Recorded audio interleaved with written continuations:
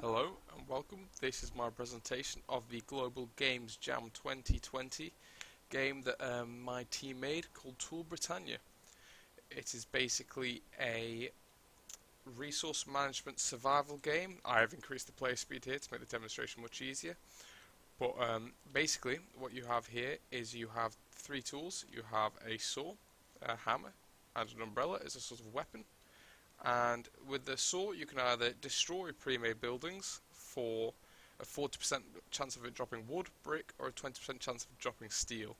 So if you go ahead and destroy those, the enemies in this game are exploding sheep, so if you attack them once they start spinning and will blow up. So that is the danger in this game. So here we have to collect all of the dropped items in the world, and the aim of the game is basically to repair enough buildings to generate enough resources to repair other buildings and ultimately survive the threat of the exploding sheep, because you see over there are plenty of turrets that need to be fixed. So here we go, we need to get enough materials to create the correct buildings while avoiding the sheep to survive the onslaught of exploding sheep. So here we see plenty more materials. Steel is by far the rarest material, and it is quite an important one. So yeah, the player movement speed has been amped up just to show you, just to get through this demonstration quicker and be able to show you exactly how the game works. My job within the Global Games Jam team was developing the player movement and the player interaction, being able to decipher between different materials and if it was a building that needed to be fixed or destroyed, movement, jumping, all that fun stuff. And yes, I also helped with the enemy AI as well, being able to interact with the exploding sheep. Let's just head over there because there seems to be a lot more resources here.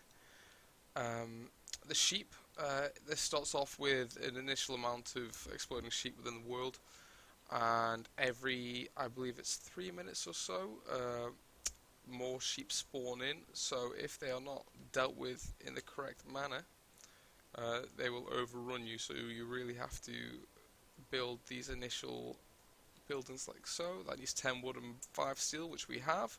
There's our water station. But all the types of structures within the game all play off of each other. So the water station, you see the sheep do attack the buildings as well, so they need to be procedurally repaired.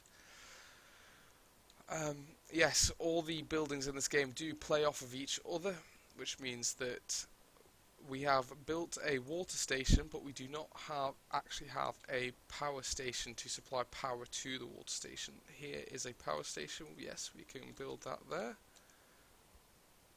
So now, see, we can generate water as well as energy, as seen in the bar at the top there. So now we have water and energy. We should be able to build a farm to supply food. So yes, there we go. And now that we have food and we have a farm, water, energy, we're just missing one vital. See, these are the turrets which ultimately defend against the sheep and defend your land. Yes, hopefully this will be the one that we need. I believe this is another farm though.